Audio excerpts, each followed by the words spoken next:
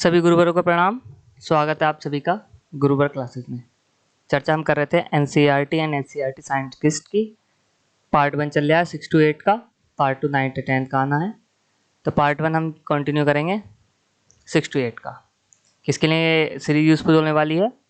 जो भी बच्चे UP TET paper 2 science group की तैयारी कर रहे हैं या सुपर टेट की तैयारी कर रहे हैं, जिसे Uttar Pradesh assistant teacher recruitment exam भी कहते हैं, जूनियर एडिट एग्जाम की तैयारी कर रहे हैं या सीटेट पेपर 2 साइंस ग्रुप की तैयारी कर रहे हैं, या डिजिटल प्लस भी टीजीटी नेचुरल साइंस की तैयारी कर रहे हैं, या जनरल साइंस की तैयारी कर रहे हैं किसी वैकेंसी के लिए। ठीक है, कहाँ तक हमने कर दिया था? देखो, हमने यहाँ तक कर दिया था। यूनिट 1 हो गई है, 2 हो गई, 3 4 5 6 7 8 ये 9वीं यूनिट है। ठीक है, जंतुओं में पोषण, पौधों में पोषण, जनन और लाभदायक पौधे, इसकी चर्चा करेंगे हम। ठीक है, जिसने नहीं देखी हो वो आई बटन पर क्लिक कर लेना, पूरी प्लेलिस्ट मिल जाएगी UP NCERT and SCERT list की। ठीक है, this is something about me. My name is Sagun Kaushik. I enjoy writing. Graduated from Delhi University, Physics Honours. Teacher training from Diet Cart. UP TET qualified, C TET qualified, DT plus B qualified और UP Assistant Teacher Recruitment Exam qualified. This unit covers 9. जैसा भी मैंने पहले बताया था, जंतुओं में पोषण, पौधों में पोषण, जनन और लाभदायक पौधे। ठीक है, पौधों को जानिए। NCERT क्लास 6 बहुत बेसिक। इसमें हमें 3 बातें जाननी है। क्या क्या शाख होता है, क्या झाड़ी होती है और क्या वृक्ष होता है। ठीक है, तो जानते हैं। देखो, हरे एवं कोमल तने वाले पौधे शाख कहलाते हैं। हरे एवं कोमल तने वाले पौधे शाख कहलाते हैं। ये सामान्यतः छोटे होते हैं और अक्सर इसमें कई शाखाएं नहीं होती। कई शाखाएं नहीं होती, एक ही मुख्य होती है। ये सामान्यतः छोटे होते हैं, ये शाख है। ठीक है, झाड़ी ये है और ये वृक्ष है। ठीक है, कोमल तने वाले पौधे के अध्ययन के लिए खरपतवार का प्रयोग करें। मतलब खरपतवार जो होती है वो शाख होता है। कुछ पौधों में शाखाएं तने के आधार के समीप से निकलती हैं और तना कठोर होता है परंतु अधिक मोटा नहीं होता। इन्हें झाड़ी कहते हैं। मतलब तना होगा तो कठोर पर मोटा नहीं होगा, उसे झाड़ी कहते हैं। कुछ पौधे बहुत ऊंचे होते हैं तो इसमें तने दृढ़ सुदृढ़ एवं गहरे होते हैं। इसमें शाखाएं भूमि से अधिक ऊंचाई पर तने के ऊपरी भाग से निकलती हैं। इन्हें वृक्ष कहते हैं। ठीक है, तो उन्हें वृक्ष कहते हैं जिनमें शाखाएं ऊपर से निकलनी शुरू होंगी अधिक ऊंचाई पे। ठीक है, जड़ें भी गहरी होंगी इनकी और जो तना होगा वो भी मोटा होगा और कठोर होगा। ठीक है, कमजोर तने वाले पौधे सीधे खड़े नहीं हो सकते और ये भूमि पर फैल जाते हैं। इन्हें बिसर्पी लता कहते हैं। बिसर्पी लता किसे कहते हैं? जो बहुत ज़्यादा कमजोर तना होता है जिनका। ठीक है, जबकि कुछ पौधे सहायता से ऊपर चढ़ते हैं, ऐसे पौधे आरोही कहलाते हैं। शाख, झाड़ी और पेड़ों से भिन्न है। तो 4 चीज़ें आपने पढ़ी। पहला आपने पढ़ा शाख। शाख क्या हो गया? हरे व कोमल तने वाले पौधे, सामान्यतः छोटे, अक्सर शाखाएं नहीं होती। फिर झाड़ी, झाड़ी में कई शाखाएं निकलेंगी, तना कठोर होगा पर मोटा नहीं होगा। फिर आते हैं वृक्ष। वृक्ष तने से सुदृढ़ व गहरे, शाखाएं भूमि से अधिक ऊंचाई पर तने के ऊपरी भाग से निकलती हैं। ठीक है, उसके बाद आते हैं बिसर्पी लता। बिसर्पी लता कहते हैं जो कमजोर तने वाले पौधे होते हैं, सीधे खड़े नहीं हो सकते। ठीक है, यह है बिसर्पी लता का उदाहरण। और एक होता है आरोही लता। आरोही लता किसी और की सहायता से ऊपर चढ़ते हैं। ठीक है, ऐसे पौधे आरोही कहलाते हैं। जैसे बेल जो होती हैं, कौन सी वाली बेल? जैसे अमर बेल। ठीक है, तो उन्हें हम क्या कहेंगे? उन्हें हम कहेंगे आरोही पौधे। ठीक है, नेक्स्ट बात पढ़ते हैं। नेक्स्ट चीज़ क्या है? तना। तना तो आप जानते ही हैं। तने से क्या होता है? तने से जल ऊपर चढ़ता है। तना के खुले सिर का विवर्धित रूप है। ठीक है, ये विवर्धित रूप ऐसा है। जाइलम और फ्लोएम आपने पढ़े थे, उनकी सहायता से खनिजों का आदान प्रदान होता है। पत्ती का वह भाग जिसके द्वारा वह तने से जुड़ी होती है पर्णवृंत कहलाता है। पट्टी के चपटे हरे भाग को फलक कहते हैं। ये पर्णवृंत है। ठीक है, और ये फलक है। ये फलक है और ये पर्णवृंत है। ये फलक या पलक पटल कहते हैं इसे। और ये तना है पूरा, यहाँ से जहाँ से जुड़ता है। ठीक है, और ये पत्ती है। पत्ती की जो धाराकृत रेखाएं हैं ना, इन्हें कहते हैं शिरा। ये जो है ना, ये होती है शिरा। पत्ती की इन रेखित संरचनाओं को शिरा कहते हैं। क्या आपने पट्टी के मध्य में एक मोटी शिरा दिखाई देती है? इसे मध्य शिरा कहते हैं। पत्ती के मध्य में जो है, ये जो बीच वाली ना, लंबी वाली, ये मध्य शिरा हो गई। ठीक है, पत्ते द्वारा शिराओं द्वारा बनाए गए डिजाइन को शिरा विन्यास कहते हैं। यदि ये डिजाइन मध्य शिरा के दोनों ओर जाल जैसा है तो यह शिरा विन्यास जाली का रूप कहलाता है। आपने देखा होगा कि घास की पत्तियों में शिराएं एक दूसरे के समांतर हैं। ऐसे शिरा विन्यास को समांतर शिरा विन्यास कहते हैं। घास में आपने देखा होगा शिराएं जो होती हैं एक दूसरे के समांतर होती हैं। ठीक है, तो उसे क्या कहते हैं? समांतर शिरा विन्यास। इसे कहते हैं जाली का रूप। मतलब ये तो हो गया जाली का रूप, ये जो दिख रहा है ये हो गया जाली का रूप। और जो घास की होती है ना पत्ती, ठीक है, उसमें क्या होती है, समांतर होती हैं रेखाएं, तो उसे क्या कहते हैं, उसे समांतर शिराविन्यास कहते हैं। देखो ये रही, जैसे ये रहा, इसमें दिखा रखा है पत्तियों में शिराविन्यास, जाली का रूप और समांतर। ठीक है, दोनों वर्ड समझ गए अच्छे से, जाली का और समांतर भी समझ गए। ठीक है, पत्तियां क्या कार्य करती हैं, देखो पत्तियों का एक तो कार्य होता है बाष्पोत्सर्जन, ठीक है, एक होता है कार्बन डाइऑक्साइड का अवशोषण। ठीक है, जल की बूंदें जो निकल जाती हैं, जल की बूंदें पत्ती से जलवाष्प के रूप में निकलती हैं, इस क्रिया को बाष्पोत्सर्जन कहते हैं। ठीक है, प्रकाश संश्लेषण की बात करते हैं। प्रकाश, जो हरे पेड़ पौधे होते हैं वो हरे रंग के पदार्थ की उपस्थिति में अपना भोजन बनाते हैं। इस प्रक्रिया में जल एवं कार्बन डाइऑक्साइड का उपयोग करते हैं। इस प्रक्रम को प्रकाश संश्लेषण कहते हैं। इस प्रक्रम में ऑक्सीजन निष्कासित होती है, पत्तियों द्वारा संश्लेषित भोजन अंततः पौधे के विभिन्न भागों में मंडल के रूप में संग्रहित हो जाता है। ठीक है, तो प्रकाश ये आपको पता ही है। जड़ें पौधों को मिट्टी में मजबूती से जमाए या जकड़े रहते हैं, इन्हें मिट्टी में पौधों का स्थिरक कहा जाता है। मिट्टी में पौधों का स्थिरक कौन है, जड़ है। ठीक है, बहुत बेसिक सी बात थी, आप आराम से समझ सकते हैं इस बात को। ठीक है, नेक्स्ट करते हैं, मूसला जड़ और रेशेदार जड़ किसे कहते हैं। देखो मूसला जड़ में एक मूसल निकली होगी, मतलब एक मेन जड़ निकली होगी, उसके साइड में निकली होंगी जड़ें, और रेशेदार में सारी लगभग बराबर सी ही होती हैं जड़ें। जिन जड़ों की जड़ें चित्र की तरह होती हैं उनकी मुख्य जड़ को मूसला जड़ कहते हैं, तथा छोटी जड़ों को पार्श्व जड़ कहते हैं। ये जो जड़ हो गई वो मुख्य जड़ हो गई, और ये जो हो गई ये पार्श्व जड़ हो गई, पार्श्व जड़ हो गई। ठीक है, ये जो हो गई ये हो गई मूसला जड़। ठीक है, और जिन पौधों की जड़ें चित्र इसके समान होती हैं, दूसरे चित्र के समान, एक 7.17 बी के समान होती हैं, इसमें कोई मुख्य जड़ नहीं होती, सभी जड़ें एक समान दिखाई देती हैं, इन्हें झकड़ा जड़ अथवा रेशेदार जड़ कहते हैं। या झकड़ा जड़ कहते हैं, झकड़ गई हैं, या रेशेदार जड़ कहते हैं। ठीक है, पौधे के पत्ती के शिराविन्यास एवं जड़ में एक प्रकार का रोचक संबंध है। क्या है, देखो जिसकी मूसला जड़ें हैं उसमें जालीदार है शिरा, और समांतर किसमें है, जिसमें कैसी जड़ है, रेशेदार या झकड़ा जड़ है। ठीक है, पत्तियां भोजन संश्लेषित करती हैं, यह भोजन तने से लेकर पौधों के विभिन्न भागों में संग्रहित हो जाता है। इस प्रकार की कुछ जड़ें जैसे गाजर, मूली, शकरकंद, शलजम एवं टोपियोका आदि को हम खाते हैं। तो कुछ जड़ों हैं, जो जड़ें हैं जिन्हें हम खाते हैं, या ऐसा क्वेश्चन आ सकता है, शकरकंद है तो एक जड़ है, तो कौन कौन सी जड़ हैं, गाजर को खाते हैं हम, मूली को खाते हैं, शकरकंद को खाते हैं, शलजम को खाते हैं, और टेपियोका को खाते हैं। गाजर, मूली, शकरकंद, शलजम एवं टेपियोका। ठीक है, ठीक है, बात करते हैं पुष्प की। पुष्प का चयन करते समय ध्यान रखें कि गेंदा, सूरजमुखी एवं गुलदाउदी ना लें, क्योंकि यह एक पुष्प नहीं परंतु पुष्पों का गुच्छा है। अच्छा, गेंदा जो है वो पुष्पों का गुच्छा है, सूरजमुखी पुष्पों का गुच्छा है, ये सूरजमुखी को गुलदाउदी भी कहते हैं। ठीक है, ठीक है, तो ये क्यों ले रहे हैं, अवलोकन करने को पुष्प का। खिले हुए पुष्प का प्रमुख भाग कौन सा है, यह पुष्प की पंखुड़ियाँ हैं। खिला हुआ भाग जो है ये जो है ये पंखुड़ियाँ हैं। ठीक है, ये बाह्य दल है, ये वाला जो है हरा वाला यहाँ पे दिख रहा है, हरा वाला दल ये बाह्य दल है। ठीक है, पंखुड़ियाँ समझ गए, और वो भी समझ गए, बाह्य दल भी। यह भाग छोटी पत्तियों की भांति दिखाई देता है, इन्हें बाह्य दल कहते हैं। ठीक है, घंटाकार पुष्प की पंखुड़ियों की लंबाई में काटकर आप पुष्प के आंतरिक भाग को स्पष्ट रूप से देख सकते हैं। घंटाकार पुष्प है, इसे काट दोगे लंबाई में ऐसा करके तो पुष्प की सारी संरचना दिख जाएगी। पुष्प के केंद्र में स्थित भाग को स्त्री केसर कहते हैं, पुंकेसर ऐसा होता है। ठीक है, पुष्प के भाग इसमें देख रखे हैं, देखो ये है स्त्रीन केसर, पुष्प के केंद्र में जो भाग स्थित होगा यह है पुंकेसर, इसमें होते परागकण इसमें स्त्री केसर में गिर जाते हैं। ठीक है, जिससे बीज का निर्माण होता है। स्त्री केसर के भाग ये अंडाशय है, और ये वर्तिकाग्र है, ये वर्तिका है।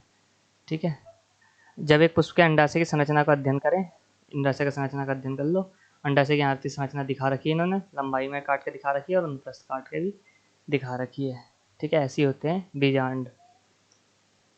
अंडाशय का कर्तन अनुदैर्ध्य काट और अनुप्रस्थ, पहली अनुदैर्ध्य है मतलब लंबाई के अनुरूप काटी है, और ये अनुप्रस्थ है। ठीक है, मतलब चौड़ाई के अनुरूप काटी है या क्षैतिज काटी है। आवर्तक लेंस की सहायता से अंडाशय की आंतरिक संरचना का अध्ययन करें कि आपको अंडाशय में छोटी छोटी कोशिकाएं दिखाई देती हैं, इन्हें बीजांड कहते हैं। बीजांड अंडाशय में होते हैं। ठीक है, तो कौन कौन से शब्द हमने सीखे, आरोही मतलब जो किसी और की सहायता लेकर बढ़ते हैं, संवहन, संवहन मतलब आदान प्रदान, विसर्पिलता जो बेल होती है, रेशेदार जड़ या झकड़ा कहते हैं इसे, शाख, शाख समझ गए, शाक के तने जो है कोमल होते हैं। पार्श्वजड़, पार्श्वजड़, मध्यसिरा, शिराविन्यास, मध्यसिरा बीच वाली, शिराविन्यास कैसे फैलता है, बीजांड अंडाशय में होता है। समांतर शिराविन्यास ये अधिकतर जो रेशेदार जड़ होती है उनमें पाया जाता है। पंखुड़ियाँ समझ गए, पर्णग्रंथ समझ गए, प्रकाश संश्लेषण समझ गए, स्त्रीगैस समझ गए, जालिका रूपी समझ गए, वायुजल समझ गए, झाड़ी समझ गए, पुंकेसर समझ गए, मूसलाधार समझ गए, बाष्पोत्सर्जन, वृक्ष, शिरा समझ गए। ठीक है, और इसमें कुछ ऐसा तो नहीं था। कहाँ है, आरोही अवरोही झाड़ी शाख, यही तो था बस मेन, उसमें और कुछ नहीं था। मतलब बेसिक था 6 की एनसीईआरटी में, और आप क्या अपेक्षित कर सकते हैं, अपेक्षा कर सकते हैं, ये अपेक्षित होता है, यही होता है। ठीक है, चलो हमने क्या सीखा। सामान्यतः पौधों की ऊंचाई का वर्गीकरण उनकी लंबाई, तने और शाखाओं के आधार पर शाख, झाड़ी और वृक्ष में किया जाता है। देखो कठिन से भी होगा, वृक्षों का रूप आप और भी कैटेगराइजेशन करेंगे, वो 9th-10th में करेंगे, अभी हल्का हल्का पढ़ लो। तने पर पत्तियां, पुष्प और फल होते हैं। सामान्यतः पत्ती में पर्णग्रंथ और फलक होते हैं। पत्ती में सिराओं का प्रतिरूप शिराविन्यास कहलाता है। ठीक है, यह जाली का रूप अथवा समांतर रूप हो सकता है। जाली का रूपी शिराविन्यास युक्त पौधे की जड़ें मूसला जड़ें होती हैं, जबकि समांतर शिराविन्यास वाले पौधे की जड़ें रेशेदार होती हैं। ठीक है, यह आपने देखा ही था। अब बात करते हैं चैप्टर 6 की, SCERT 7 की, पौधों में पोषण। पोषण किसे कहते हैं? पोषण कहते हैं मतलब अपने जो जीव है उसका अस्तित्व बनाए रखने के लिए जिन चीज़ों की आवश्यकता होती है उसे पोषण कहते हैं।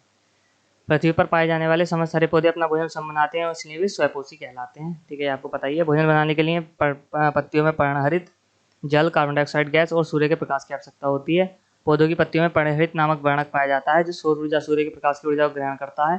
पर्णहरित की उपस्थिति के कारण ही पत्तियां हरी होती हैं। प्रकाश संश्लेषण क्रिया चल रही है। ठीक है, स्टार्च बन गया, ऑक्सीजन बन गई। सूर्य की ऊर्जा की उपस्थिति में कार्बन डाइऑक्साइड और जल यहाँ से पत्ती से आया तो स्टार्च और ऑक्सीजन बन गई। वायुमंडल में कार्बन डाइऑक्साइड सूक्ष्म पर्णरंध्रों द्वारा पत्तियों के अंदर पहुंचती है। पत्तियों में उपस्थित पर्णहरित इन प्रकाश संरश्मियों को अवशोषित करके जल तथा कार्बन डाइऑक्साइड से मिलकर ग्लूकोज का निर्माण करते हैं और साथ ही प्राणदायिनी ऑक्सीजन गैस बनाती है जो पर्णरंध्र द्वारा वायुमंडल में निकाल दी जाती है। पौधों द्वारा भोजन या ग्लूकोज बनाने की यह प्रक्रिया प्रकाश संश्लेषण कहलाती है। इस फॉर्मूले को याद रखना, 6CO2 + 6H2O। सूर्य का प्रकाश पर्णहरित क्या करेगा, 6C6H12O6 यानी जिसे ग्लूकोज भी कहते हैं प्लस 6O2 बनेगी। ठीक है, पत्तियों से बने हुए ग्लूकोज नामक भोजन को पौधे अपनी वृद्धि अन्य जैविक क्रियाओं के लिए उपयोग करते हैं। बचा हुआ भोजन पौधे के विभिन्न भागों जैसे जड़, तना, फल आदि में संचित होता है। उदाहरण के लिए आलू के पौधों के तने में, मूली की जड़ों में, आलू क्या है, तना है, पालक की पत्तियों में, टमाटर, भिंडी, मिर्च आदि के फलों में संचित होता है। कुछ और जाने। पृथ्वी पर ऊर्जा का एकमात्र भंडार सूर्य है। ठीक है, पौधे की पत्तियों में उपस्थित पर्णहरित इस सौर ऊर्जा को रासायनिक ऊर्जा में परिवर्तित करता है जिससे भोजन का निर्माण होता है। यह भोजन ही पृथ्वी के समस्त प्राणियों के लिए ऊर्जा का स्रोत है। हरे पौधे इस पौधे पर एकमात्र उत्पादक हैं जबकि अन्य जीव उपभोक्ता की श्रेणी में आते हैं। ठीक है, वही खाना बनाते हैं, बस हम सब तो खाते हैं। आसपास के तालाब से सेवार अर्थात हाइड्रिला मतलब सेवार का पौधा लाएं। ठीक है, ये रहा हाइड्रिला, और ये प्रकाश संश्लेषण हेतु आवश्यक परिस्थिति, मतलब एक चीज़ें देखेंगे, कभी प्रकाश से रोक के, कभी ये करके वो करके, ये सब चीज़ें आपको नहीं पढ़नी है। परपोषी पौधे, हमारे चारों ओर कुछ पौधे ऐसे भी हैं जो अपने भोजन के लिए दूसरे पौधों पर निर्भर हैं या अपना भोजन स्वयं नहीं बनाते हैं। ऐसे पौधों को परपोषी पौधे कहते हैं। परपोषी मतलब दूसरे से पोषण प्राप्त करते हैं। मृतोपजीवी, सफेद या हल्के भूरे रंग के कवक होते हैं मृतोपजीवी। दरअसल इन पौधों में पर्णहरित नहीं पाया जाता, इस कारण इनमें प्रकाश संश्लेषण नहीं होता, अतः ये भोजन मृत कार्बनिक पदार्थों से ही प्राप्त करते हैं। इन पौधों को मृतोपजीवी कहते हैं। उदाहरण के लिए कुकुरमुत्ता, ब्रेड मोल्ड आदि। कुकुरमुत्ता और ब्रेड मोल्ड जो हैं ये हैं तो पौधे। ठीक है, एक बात आपको ध्यान रखना, ये सफ़ेद या हल्के भूरे रंग के जो कवक होते हैं ना, होते तो ये पौधे ही हैं, कवक भी पौधे होते हैं, पर ये अपना भोजन खुद नहीं बनाते। क्यों? क्योंकि इसमें सफ़ेद या हल्के भूरे होते हैं ना, हरे रंग तो होते नहीं है, तो इसमें पर्णहरित नहीं पाया जाता। बरसात के दिनों में नमक की अधिकता के कारण ब्रेड पर फफूंद लग जाती है, यही ब्रेड मोल्ड या राइजोपस है। यह मृतोपजीवी पौधा है और नम ब्रेड से अपना भोजन प्राप्त करता है। कुछ और भी जाने। कुकुरमुत्ता या मशरूम में प्रोटीन प्रचुर मात्रा में पाया जाता है। ठीक है, इसलिए प्रोटीन का अच्छा स्रोत है मशरूम। आजकल बहुत फेमस हो रहा है, लोग मशरूम की सब्जी खाते हैं। अमरबेल, ये अमरबेल है, ये किसी और पौधे पर चढ़ जाती है, इसे परजीवी कहते हैं। पौधे किनारे लगे हुए वृक्षों के तने एवं शाखाओं में लिपटे पीले रंग की संरचना देखी हुई, कई बार तो यह पूरे वृक्ष पर ही छा जाती है। यह अमरबेल है। अमरबेल में जड़ें नहीं पाई जाती हैं, इसमें चुस्कांग पाए जाते हैं जिसकी सहायता से पोषी से ही भोजन तथा जल प्राप्त करते हैं। ऐसे पौधे पूर्ण परजीवी कहलाते हैं। ये पूर्ण परजीवी है, जड़ें भी नहीं होती इसकी, चूसकांग होते हैं बस। कुछ ऐसे ही परजीवी हैं जो पर्णहरित की उपस्थिति के कारण भोजन का निर्माण तो करते हैं, लेकिन जनत व खनिज लवण के लिए पोषी पर निर्भर होते हैं। चूंकि ये पौधे हरे होने के कारण अपना भोजन स्वयं बनाते हैं, इसलिए इन्हें आंशिक परजीवी कहते हैं। जैसे चंदन, यह पोषक पौधों की जड़ों में उगने वाला आंशिक परजीवी है। देखो जैसे चंदन है ना, चंदन में और अमरवेल में क्या अंतर है? दोनों परजीवी हैं, पर चंदन जो है बनाता अपना भोजन खुद ही है, उसे बस जल चाहिए और खनिज लवण चाहिए, ठीक है। और ये जो है अमरवेल, ये पूर्ण परजीवी है, मतलब ये भोजन भी खुद नहीं बनाता, भोजन भी सीधे उससे लेता है, पीले रंग का होता है, रंग से पता लगा लोगे आप मैक्सिमम, ठीक है। नेक्स्ट चर्चा करते हैं सहजीवी किसे कहते हैं। कुछ ऐसे पौधों की चर्चा करें जो साथ साथ इस प्रकार होते हैं कि दोनों को लाभ पहुंच सके। पौधों का एक दूसरे के साथ ऐसा संबंध सहजीवन कहलाता है, और ऐसे पौधे सहजीवी पौधे कहलाते हैं। क्या आपने दाल और मटर के पौधों की जड़ों को देखा है? इसमें राइजो कौन सा मिलता है? राइजोपस। इन पौधों की जड़ों की गांठों में पाई जाती है। इन जड़ों में राइजोबियम नामक जीवाणु रहता है। राइजोपस तो उसे कहते हैं, कवक को, फफूंद को। हाँ, राइजोपस उसे कहते हैं। राइजोबियम पाया जाता है जीवाणु। ये जीवाणु वायुमंडल की नाइट्रोजन को घुलनशील नाइट्रोजन में बदल देते हैं, जो भी मैंने बताया था इससे पिछली वाली क्लास में, ठीक है। तो ये क्या है? सहजीवन का उदाहरण है। लाइकेन भी सहजीवन का उदाहरण है, जहाँ कवक और शैवाल एक साथ रहते हैं। लाइकेन में कवक और शैवाल एक साथ रहते हैं, ठीक है। क्या आपने देखा है, क्या आपने ऐसे पौधों को देखा है तो सुना है जो कीटों को खाते हैं? हमारी प्रकृति में कुछ ऐसे पौधे भी पाए जाते हैं जो कीटों को पचा जाते हैं, इनमें पर्णहरित होता है, जिसके कारण अपना ये भोजन स्वयं बनाते हैं, ठीक है। इस प्रकार के पौधे उन स्थानों पर पाए जाते हैं जहाँ की भूमि में नाइट्रोजन की कमी होती है, ठीक है। अपनी नाइट्रोजन कमी को पूरा करने के लिए ये पौधे कीटों का भक्षण करते हैं, इन्हें कीटभक्षी पौधे कहते हैं। जैसे घटपर्णी, घट मतलब घड़ा, घड़े की जैसा होता है, ढक्कन होता है इसमें, जैसे कोई जीव आया ये गिर जाता है। ये ऐसे इसलिए करते हैं क्योंकि वायुमंडल में नाइट्रोजन तो होती है, पर भूमि में नाइट्रोजन नहीं होती, तो नाइट्रोजन वायुमंडल से डायरेक्ट लेते नहीं है पौधे, तो इन इस वजह से इन्हें शिकार करना पड़ता है। घटपर्णी दिखाया गया है जिसमें पौधों की पत्तियां घड़े के आकार में बदली हुई दिखाई पड़ती हैं। पत्ती का शीर्ष भाग एक ढक्कन होता है, घड़े के अंदर रोम सदृश संरचनाएं हैं। जब कोई कीट उड़ते हुए घट में चला जाता है तो उसमें उपस्थित रोमों में फंस जाता है। घट के ऊपर स्थित पत्ती नुमा ढक्कन बंद हो जाता है और अंदर पाए जाने वाले पाचक रसों द्वारा कीट पचा लिया जाता है। भारत में कहाँ पाया जाता है? गारो और खासों की पहाड़ियों पर यह पौधा पाया जाता है। इसके अलावा ड्रोसेरा, वीनस फ्लाई ट्रैप आदि भी कीटभक्षी पौधे हैं। गारो और खासों की पहाड़ियों पर पाया जाएगा, गारो और खासों की पहाड़ी पर, ठीक है। कौन कौन सा? घटपर्णी हो गया, ड्रोसेरा हो गया, वीनस फ्लाई ट्रैप हो गया। घटपर्णी, ड्रोसेरा और वीनस फ्लाई ट्रैप, ये याद रखना है आपको। हमने क्या क्या सीखा? प्रकाश संश्लेषण का अंतिम उत्पाद ग्लूकोज नामक शर्करा एवं ऑक्सीजन गैस है। पत्तियों से बना भोजन पौधे के विभिन्न भागों में मंड के रूप में संचित होता है। ऐसे पौधे जो अपना भोजन स्वयं नहीं बनाते हैं या अन्य पौधों पर आश्रित होते हैं परपोषी कहलाते हैं। ये चार प्रकार के हैं: मृतोपजीवी, परजीवी, सहजीवी और कीटभक्षी, ठीक है। परपोषी चार प्रकार के: मृतोपजीवी, परजीवी, परजीवी भी दो, आंशिक परजीवी और पूर्ण परजीवी। पूर्ण परजीवी हो गया आपका अमरबेल, आंशिक परजीवी हो गया चंदन, सहजीवी लाइकेन्स का उदाहरण हो गया एक, और राइजोबियम जीवाणु और मटर के पौधे हो गए, दाल के पौधे। कीटभक्षी जैसे ड्रोसेरा, बीनस फ्लाई ट्रैप और घटपर्णी, ठीक है, याद हो गया होगा। परपोषी पौधे हैं अमरबेल, ठीक है। ये तो खैर छोटे से ही हैं, दो ही हैं, चलो लगा देते हैं। कीटभक्षी पौधे सामान्यतः उस स्थान पर मिलते हैं जहाँ की भूमि में नाइट्रोजन की कमी होती है। तो प्रोटीन प्रोटीन नाइट्रोजन से बनता है ना, तो क्या कह रहा हूँ, सही कह रहा हूँ मैं, नाइट्रोजन से ही बनता है प्रोटीन। तो प्रोटीन में नाइट्रोजन होती है, इसलिए प्रोटीन लेने के लिए पौधों को खाते हैं, वो कीटों को खाते हैं, ठीक है, उनका प्रोटीन ले लेते हैं। अब हम बात करेंगे चैप्टर 7 की, जंतुओं में पोषण। धातुओं में पोषण तो आपने पढ़ लिया, अब जंतुओं में पोषण के बारे में पढ़ते हैं। जीवों द्वारा भोजन ग्रहण करने और उसे पचाने की क्रिया को क्या कहते हैं? पोषण कहते हैं। पोषण किसे कहते हैं? जीवों द्वारा भोजन ग्रहण करने और इसे पचाने की क्रिया को। अगला पढ़ते हैं आगे। जटिल एवं अघुलनशील खाद्य पदार्थों के सरल एवं घुलनशील खाद्य पदार्थों में टूटने या परिवर्तित होने के प्रक्रम को पाचन कहते हैं। पाचन किसे कहते हैं? जटिल एवं अघुलनशील खाद्य पदार्थों को सरल एवं घुलनशील खाद्य पदार्थों में टूटने या परिवर्तित करने की प्रक्रिया को पाचन कहते हैं।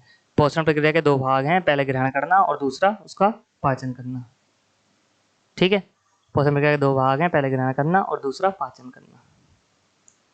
भोजन ग्रहण करने की क्या विधियां हैं? टिड्डी के पैने, मुखांग तथा मधुमक्खी, तितली आदि में लंबी नालिका समान संरचना भोजन ग्रहण करने में सहायक होती है। सरीसृप वर्ग के जंतु जो छिपकली के दांत मुड़े और नकीले होते हैं, इसमें चबाने वाले दांत नहीं पाए जाते हैं क्योंकि ये भोजन को पूरा निगल लेते हैं। स्तनधारियों के दांत फाड़ने, काटने, चबाने के अनुकूल होते हैं। पक्षियों के दांतों के स्थान पर चोंच होती है अति सूक्ष्म जीव जैसे अमीबाएं भोजन का अत्यग्रहण पादाभों द्वारा होता है। हाइड्रा अपने स्पर्श को द्वारा भोजन ग्रहण करता है। ठीक है, इस तरीके से जंतुओं में पोषण होता है, जीवों में। मानव में पाचन, देखो अब अंतर्ग्रहण हो गया, अब पाचन की बात करते हैं। मनुष्य में मुख द्वारा ग्रहण किया गया भोजन एक लंबी नलिका से होकर गुजरता है जिसे आहार नाल कहते हैं। मुखगुहा, ग्रासनली, आमाशय, छोटी आंत, बड़ी आंत, मलाशय और गुदा तथा गुदा या मलद्वार आहार नाल के विभिन्न अंग हैं। यहाँ देख सकते हैं विभिन्न अंग। नासागुहा मुख, नासागुहा नाक, मुख, मुखगुहा, ठीक है। और ये आया ग्रासनली, आमाशय में आया, ठीक है। यकृत और पित्ताशय है यहाँ फिर छोटी आंत, बड़ी आंत, छोटी आंत, बड़ी आंत, फिर मलाशय और ये गुदा। मनुष्य में 4 प्रकार के दांत होते हैं। इनके प्रमुख कार्य इस प्रकार हैं। 4 प्रकार के दांत कौन से? कृंतक, रदनक, अग्रचर्वणक और चर्वणक। कृंतक मतलब काटने का कार्य, आगे का ये। रदनक मतलब साइड वाले दांत, फाड़ने का कार्य। अग्रचर्वणक पीसने और चबाने का कार्य। चर्वणक पीसने और चबाने का कार्य। सबसे पीछे के 6 थे चौखुटे से दांत, ठीक है। दांत की ऊपरी परत को क्या कहते हैं? इनेमल। दांत की ऊपरी परत इनेमल कहलाती है। हमारे शरीर में पाए जाने वाला कठोरतम पदार्थ है। यह मुख्यतः कैल्शियम एनेमिलिन नामक लवण और प्रोटीन से बना होता है। तो क्या दांतों की सबसे ऊपरी परत क्या क्या क्या कहलाती है? इनेमल। यह हमारे शरीर में पाए जाने वाले सबसे कठोरतम पदार्थ है। इनेमल जो है यह मुख्यतः कैल्शियम इनेमिलिन नामक लवण और प्रोटीन से बना होता है। कैल्शियम इनेमिलिन। रोटी को ज़्यादा देर तक चबाने से यह मीठी लगने लगती है। ऐसा क्यों होता है? क्योंकि लार में टाइलिन नामक एंजाइम होता है। यह रोटी के कार्बोहाइड्रेट के जटिल कणों को मीठे ग्लूकोज में बदल देता है। कार्बोहाइड्रेट को ग्लूकोज में बदल देता है, इसलिए रोटी ज़्यादा मीठी लगने लगती है ज़्यादा देर चबाओ तो, ये चावल ज़्यादा देर चबाओ तो। लार के साथ चिकना होकर भोजन आहार नाल की ग्रसनी में और फिर ग्रासनली में पहुंचता है। यहाँ पर भोजन का पाचन नहीं होता। ग्रासनली में भोजन आमाशय में पहुंचता है। यहाँ पर भोजन काफ़ी देर तक रहता है, ठीक है। पूरा इनमें देखो बहुत ना एक सूक्ष्म रूप में समझा रखा है। आगे आप समझोगे 9th 10th में विस्तृत रूप में, ठीक है। फिलहाल समझ लो। देखो ये कृंतक हैं जो मैंने बताया था काटने के, फिर रदनक हैं ये फाड़ने के काम आते हैं दांत, फिर अग्रचर्वणक हैं हल्के हल्के पीस दो, फिर चर्वणक हैं ये सही से रगड़ मारो, ठीक है। तो अब देखो क्या होता है भोजन के साथ। भोजन लार में मिला, आहार नाल के ग्रसनली में और फिर ग्रासनली में पहुंचा, भोजन का पाचन नहीं हुआ, फिर आमाशय में पहुंचा।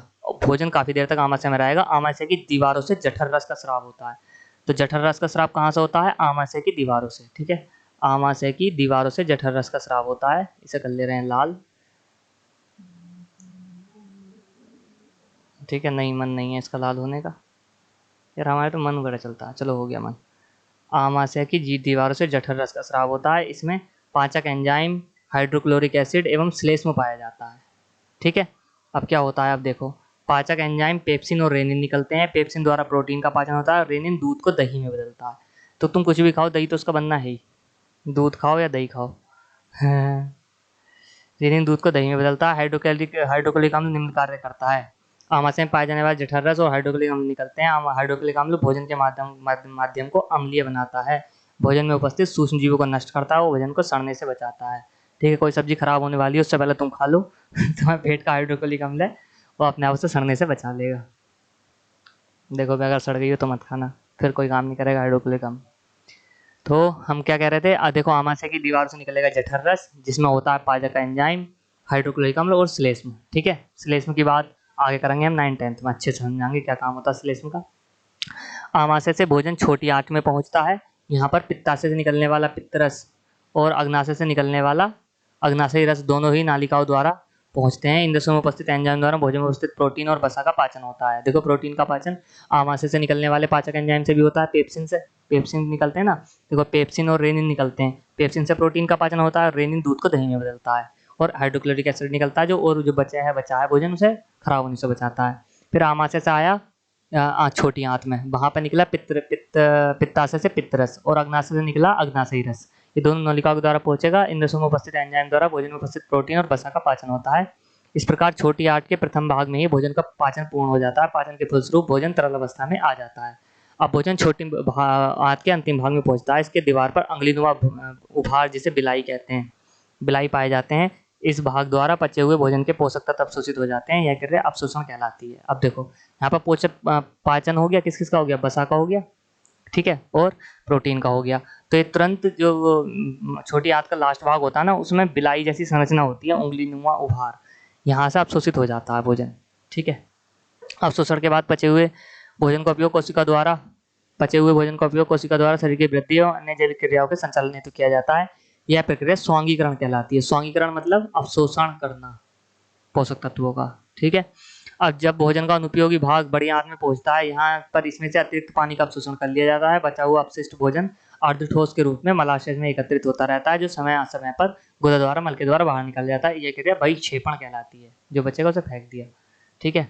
देखो पहले हुआ अंतःग्रहण, अंतःग्रहण से के बाद फिर हुआ पाचन, पाचन के बाद हुआ अवशोषण, ठीक है, छोटी आंत के लास्ट पार्ट में। उसके बाद हुआ सांगीकरण, मतलब कोशिका ने अपने काम की चीज ले ली। फिर बहिक्षेपण, जो बचा उसका बहिक्षेपण कर दिया, ठीक है। ये तालिका है, अब इसमें समझ लो और अच्छे से। मुखगुआ में लार होती है जिसमें टाइलिन एंजाइम होता है, जिससे मंड जो है कार्बोहाइड्रेट वो ग्लूकोज में बदल जाता है, इसमें से मीठा लगता है। पचने के बाद भोजन का सल्तम रूप हो गया माल्टोज, ठीक है, मंड माल्टोज में बदल जाएगा। ग्रास नली में कोई एंजाइम नहीं होता, चबाया हुआ भोजन होता है। आमाशय में जठर रस निकलता है जिसमें रेप्सिन, पेप्सिन और हाइड्रोक्लोरिक अम्ल निकलता है। प्रोटीन, दूध और पॉलीपेप्टाइड्स का इसमें पाचन होता है। पॉलीपेप्टाइड और दूध से दही बनता है। छोटी आंत में पित्तरस निकलता है, अग्नाशय से अग्नाशय रस, पित्ताशय से पित्तरस। वसा, प्रोटीन, पॉलीपेप्टाइड, स्टार्च, माल्टोज सबका जो है इसमें पाचन हो जाता है। माल्टोज अमीनो अम्ल, वसा अम्ल और ग्लिसरॉल बनते हैं। देखो प्रोटीन जो होता है वो अमीनो अम्ल का सा बना होता है। तो हमारे जैसे हम प्रोटीन खाते हुए ना, तो उसका क्या होता है, पहले अमीनो अम्ल टूटेगा, फिर अमीनो अम्ल जाएगा बाद में जहाँ जरूरत होगी वहाँ पे जाएगा, फिर दोबारा प्रोटीन बन जाएगा। बड़ी आंत की बात करते हैं। बड़ी आंत अतिरिक्त जल का अवशोषण करती है। गुदा द्वार अस्थायी रूप से अपशिष्ट और अपचे हुए भोज्य पदार्थों का संग्रहण करती है और बहिक्षेपण करती है। अब देखो घास वाले खाने वाले जंतुओं में पाचन कैसा होता है। ये जंतु पहले घास आदि को जल्दी जल्दी निकल लेते हैं और आमाशय के एक भाग में संचारित कर लेते हैं। आमाशय का यह भाग रूमियन कहलाता है। इनमें एक पेट में एक जगह होती है जिसे कहते हैं रूमियन, ठीक है। तो इन्हें जल्दी जल्दी जैसे इन्हें मौका मिला हरी हरी घास, तो इन्हें ये ना उसका जो मालिक है उसके आने से पहले पहले घास को खा लेंगे और रूमेन में रख लेंगे। रूमेन में भोजक का आंशिक पाचन होता है जिसे जुगाल कहते हैं। इसके बाद जंतु इसे छोटे छोटे पिंडकों के रूप में पुनः मुख में लाते हैं और चबाते रहते हैं। आपने अक्सर इन जंतुओं को लगातार मुँह चलाते हुए देखा होगा। चबाने का यह प्रक्रम रोमंथन कहलाता है। रूमीन से निकाल के चबाने का प्रक्रम रोमंथन कहलाता है। ऐसे जंतु रोमंथी या रूमिनेंट कहलाते हैं, ठीक है। दरअसल गाय, भैंस आदि जंतुओं का मुख्य भोजन घास है जिसमें सेलुलोज प्रचुर मात्रा में पाया जाता है। इसका पाचन आसानी से नहीं होता है। रूमिनेंट्स में छोटी आंत और बड़ी आंत के बीच एक लंबी संरचना होती है जिसे अंधनाल या सीकम कहते हैं। भोजन के सेलुलोज को का पाचन इस स्थान पर होता है। ये अंधनाल मनुष्य में नहीं होती है, ठीक है। तो हम घास नहीं खा सकते, मतलब कंप्लीटली घास नहीं खा सकते। सेलुलोज जो है वो हमसे पच नहीं पाएगा क्योंकि इनके छोटी और जो बड़ी आंत के बीच में लंबी संरचना होती है जिसे अंधनाल या सीकम कहते हैं। पाचन यहीं पे होता है, अंधनाल मनुष्य में नहीं होती है, ठीक है। अब ये देखो छोटे जंतुओं में कैसे पाचन वाचन होता है। तो बड़े जंतु हो गए कि हर चीज़ अलग काम कर रही है। कहीं वसा पच रहा है, कहीं प्रोटीन पच रहा है, कहीं जल का अवशोषण हो रहा है। पर अमीबा और हाइड्रा में कैसा होता है। अमीबा और हाइड्रा में संभरण एवं पाचन। अमीबा जलाशय में पाया जाने वाला एक कोशिका जंतु है, आपको पता ही है। अमीबा निरंतर अपनी आकृति और स्थिति बदलता रहता है। इसकी कोशिका से एक अथवा अनेक अंगुली के समान प्रवर्धन निकले रहते हैं जिसे पादाप कहते हैं। अमीबा को गति देने और भोजन पकड़ने में सहायता करता है। अमीबा सूक्ष्म जीवों को ग्रहण करता है। जैसे ही इसे अपनी कोशिका झिल्ली के समीप भोजन का एहसास होता है, यह खाद्य कणों के चारों ओर पादाप विकसित करके कपनुमा संरचना के अंदर इसे निगल लेता है। मतलब जैसे इसे लगा यहाँ कुछ खाना है तो चारों तरफ को फैलेगा और इसे निगल लेगा, फिर पचा लेगा। खाद्य पदार्थ इसकी खाद्य दानी में फंस जाते हैं और पादाप विलुप्त हो जाते हैं। खाद्यदानी से पाचक रस स्रावित होते हैं जो खाद्य पदार्थों को देकर के सरल पदार्थों में बदल देता है। पचा हुआ खाद्य पदार्थ धीरे धीरे अवशोषित हो जाता है। इससे अमीबा की वृद्धि और गुणन आदि विभिन्न जैसी क्रियाएं होती हैं। पचा हुआ अपशिष्ट पदार्थ खाद्यान्न के द्वारा बाहर निकल जाता है। हाइड्रा नामक जंतु में मुख स्पर्शक से घिरा होता है। इसमें देवगाव और विकसित पाचन अंग नहीं पाए जाते, परंतु कुछ विशेष कोशिकाओं का समूह पाचन के कार्य को संपन्न करता है। स्पर्शक की सहायता से भोजन मुख द्वारा अंदर जाता है और कोशिका में इसका पाचन होता है, ठीक है। हाइड्रा में स्पर्शक के द्वारा होएगा और कोशिका में इसका पाचन होगा। मुख द्वारा अंदर जाएगा पर पाचन मुख्य कोशिका में ही होगा, ठीक है। अब हमने क्या सीखा। अवशोषण के बाद पचा हुआ भोजन शरीर की वृद्धि और जैव के संचालन में उपयोग किया जाता है। यह स्वांगीकरण की प्रक्रिया कहलाती है। मैंने अभी पढ़ाया ही था। घास खाने वाले जंतुओं में सीकम पाया जाता है और रूमेन पाया जाता है जहाँ वो इकट्ठा कर लेते हैं। सीकम में सेलुलोज का पाचन होता है। सूक्ष्म जीव अमीबा में पादाप भोजन को पकड़ने में सहायता प्रदान करता है और हाइड्रा स्पर्शकों द्वारा भोजन ग्रहण करते हैं, ठीक है। चलो अब अब पढ़ते हैं एनसीईआरटी क्लास 7 चैप्टर 1। भोजन के घटक जो हमारे शरीर के लिए आवश्यक है इन्हें पोषक कहते हैं। पढ़ाता था स्वयपोषी पढ़ा रखा है, विषमपोषी पढ़ा रखा है, ठीक है, या परपोषी, ठीक है, ये भी पढ़ा रखा है। कोशिका के बारे में तो मैंने अच्छे से पढ़ा रखा है, कुछ नहीं पढ़ाना। सभी जीवों के लिए सूर्य ऊर्जा का चरम स्रोत है, ये भी बता रखा है। क्लोरोफिल भी बता रखा है, हरा वर्णक होता है, ठीक है, ये भी बता रखा है, ये फॉर्मूला भी बता रखा है। तो क्या नहीं बता रखा है इसमें, हाँ अन्य वर्ण की पंक्तियों में भी देखो, ये इंपॉर्टेंट बात है, हरी पत्तियों के अतिरिक्त अन्य वर्ण की पत्तियों में भी क्लोरोफिल होता है, परंतु इन पत्तियों में क्लोरोफिल लाल, भूरे अथवा अन्य वर्ण क्लोरोफिल के हरे रंग के का प्रच्छादन कर देते हैं, अर्थात ढक लेते हैं। इन पत्तियों में प्रकाश संश्लेषण होता है, मतलब जो पत्तियां लाल रंग की होती है ना, उसमें भी क्लोरोफिल होता है, ठीक है, पर होता क्या है, क्लोरोफिल के ऊपर कुछ लाल रंग के अन्य वर्णक आ जाते हैं जिसे ढक लेते हैं। कभी तुम सोचो लाल रंग का कोई पौधा है, वो कैसे प्रकाश संश्लेषण करेगा। अपनी गीली दीवारों पर, तालाब अथवा ठहरे जलाशय में हरे अबुपंखी काई जैसे पादप देखे होंगे। ये सामान्यतः कुछ जीवों की वृद्धि के कारण बनते हैं, जिन्हें शैवाल कहते हैं, ठीक है, एक्चुअल में ये शैवाल है। शैवाल भी प्रकाश संश्लेषण द्वारा अपना भोजन स्वयं बनाते हैं, ठीक है, तो ये भी याद रख लेना, शैवाल भी अपना भोजन स्वयं बनाएंगे।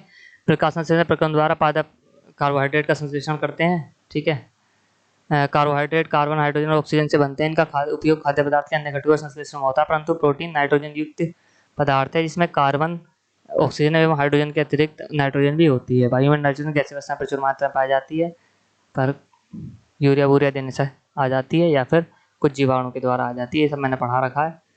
परपोषी परजीवी भी पढ़ा रखा है, कीटभक्षी पादप भी पढ़ा रखा है।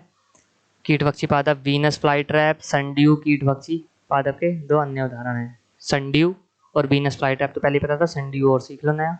घटपर्णी भी पढ़ा रखा है, छत्रक या मशरूम भी पढ़ा रखा है, कवक या फंगाई भी पढ़ा रखा है, मृतजीवी भी परजीवी पढ़ा रखा है। यीस्ट एवं छत्रक जैसे अनेक कवक उपयोगी भी हैं। यीस्ट जो है ये भी एक प्रकार का कवक है, ठीक है। लाइकेन भी पढ़ा रखा है, चलो लाइकेन थोड़ा सा और पढ़ लेते हैं। लाइकेन कहे जाने वाले कुछ जीवों में दो भागीदार होते हैं, इसमें एक शैवाल होता है और दूसरा कवक। शैवाल में क्लोरोफिल उपस्थित होता है, जबकि कवक में क्लोरोफिल नहीं होता। कवक शैवाल को रहने का स्थान, जल एवं पोषक तत्व उपलब्ध कराता है, बदले में शैवाल प्रकाश संश्लेषण द्वारा संश्लेषित खाद्य कवक को देता है, ठीक है।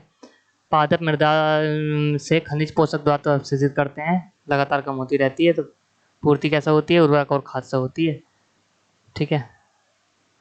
चलो ये कुछ इंपॉर्टेंट नहीं था, ऐसे ही था। क्या आप जानते हैं पादपों के लिए प्रकाश इतना महत्वपूर्ण है कि उनकी पत्तियों की वृद्धि अनेक प्रकार से होती है, जिससे कि उन्हें अधिकतम प्रकाश ग्रहण करने की सुविधा हो। पत्तियों की वृद्धि इस प्रकार से होगी पादपों में कि इन्हें अधिकतम प्रकाश ग्रहण करने की सुविधा हो, ठीक है। प्राणियों में पोषण की बात करते हैं। प्राणियों में पोषण तो हमने पढ़ा ही रखा है, पाचन भी पढ़ा रखा है, इसमें कुछ नया होगा तो मैं बताता हूँ।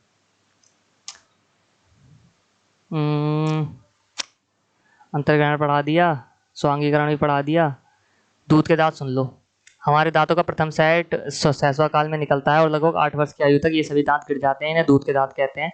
इन दांतों के स्थान पर दूसरे दांत निकलते हैं, इन्हें स्थायी दांत कहते हैं। सामान्य स्वस्थ व्यक्ति के स्थायी दांत पूरे जीवन भर रहते हैं, तथापि वृद्धावस्था में प्रायः गिरने लगते हैं, ठीक है। मिठाइयाँ और दांत क्षय क्यों होता है? मिठाई और दांत क्षय सामान्यतः हमारे मुख में जीवाणु पाए जाते हैं, परंतु इससे हमें कोई हानि नहीं होती। ये जीवाणु दांतों के बीच फंसे भोजन की शर्करा का विघटन कर अम्ल निर्मोचित करते हैं, यह हमें धीरे धीरे दांतों को क्षति बचाते हैं, इसे दंत क्षय कहते हैं, ठीक है।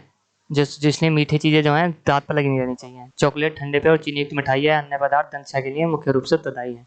प्रति व्यक्ति को प्रतिदिन कम से कम 2 बार ब्रश अथवा दातुन करनी चाहिए। मुख के अंदर गंदी उंगली अथवा बिना धुली वस्तु नहीं डालनी चाहिए, ठीक है। लाल रस चावल के मंड को शर्करा में बदल देता है। जीभ एक मांसपेशी अंग है जो पीछे की ओर मुख के धरातल से जुड़ी होती है। जी अब यार ये तो कुछ भी अच्छा नहीं बता रहे। हाँ भोजन नली पढ़ लो। ग्रासिका गले एवं वृक्ष से होती जाती है। ग्रासिका की भित्ति के संकुचन से भोजन नीचे की ओर सरकता है। वास्तव में संपूर्ण आहार नाल संकुचित होती रहती है तथा यह गति भोजन को नीचे की ओर धकेलती है। कभी कभी हमारे आमाशय खाद्य द्वारा भोजन को स्वीकार नहीं करता, फलस्वरूप बमन द्वारा उसे बाहर निकाल देता है, ठीक है। आमाशय क्या होता है? आमाशय मोटे भित्ति वाली एक थैलीनुमा संरचना होती है। यह चपटा एवं जे की आकृति का होता है तथा आहारनाल का सबसे चौड़ा भाग है। आमाशय आहारनाल का सबसे चौड़ा भाग है। यह एक और ग्रासिका से खाद्य पदार्थ प्राप्त होता है, दूसरी ओर क्षुद्रांत में खुलता है। कभी कभी जब आप जल्दी जल्दी खाते हैं अथवा खाते समय बात करते हैं तो आपको खांसी उठती है, हिचकी जाती है। यह क्या होता है? ये कई बार क्या होता है कि श्वास नली में आने वाली वायु, जो श्वास नली होती है उसमें जो है कुछ थोड़ा सा पार्ट चला जाता है भोजन का। भोजन निकलने के समय एक मांस संरचना बाल्ब का कार्य करती है जो श्वास नली से ढक लेती है और भोजन को ग्रसनी में भेज देता है। स्वयं यदि भोजन के कारण श्वास नली प्रवेश कर जाते हैं तो हमें घुटन का अनुभव होता है अथवा हिचकी आती है अथवा खांसी उठती है। ठीक है। आमाशय का आंतरिक स्तर सतह श्लेष्म हाइड्रोक्लोरिक अम्ल और पाचक रस स्रावित करता है, सब बता रखा है मैंने। क्षुद्रांत लगभग 7.5 मीटर लंबी होती है, अत्यधिक कुंडली होती है। यह यकृत एवं आग्नेय स्राव प्राप्त करती है। इसके अतिरिक्त इसकी भित्ति में कुछ रस स्रावित होते हैं। यकृत गहरे लाल भूरे रंग की ग्रंथि है जो उदर के ऊपरी भाग में दक्षिण की ओर दाहिनी की ओर अवस्थित होती है। यह शरीर की सबसे बड़ी ग्रंथि है। शरीर की सबसे बड़ी ग्रंथि यकृत है, सबसे चौड़ी आमाशय है। ठीक है। यह पित्तरस का स्राव करती है। यह एक थैली में संग्रहित रहता है जिसे पित्ताशय कहते हैं। पित्तरस वसा के पाचन में महत्वपूर्ण भूमिका निभाता है। अग्नाशय हल्के पीले रंग की बड़ी ग्रंथि है जो आमाशय के ठीक नीचे स्थित होती है। 1 minute, just give me a minute. कहाँ गए?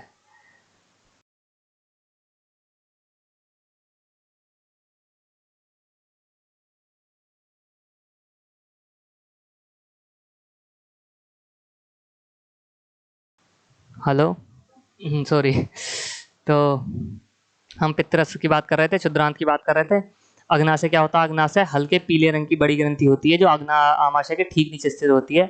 अग्नाशयी ग्रस कार्बोहाइड्रेट एवं प्रोटीन पर क्रिया करता है तथा इसको सरल रूप में परिवर्तित कर देता है। आंशिक रूप से पचा हुआ भोजन अब क्षुद्रांत के निचले भाग में पहुंचता है। यहाँ आंतरस पाचन क्रिया को पूर्ण कर देता है। कार्बोहाइड्रेट सह शर्करा जैसे कि ग्लूकोज में परिवर्तित हो जाती है। वसा वसाम्ल एवं ग्लूकोज में और प्रोटीन एमिनो अम्ल में परिवर्तित हो जाती है।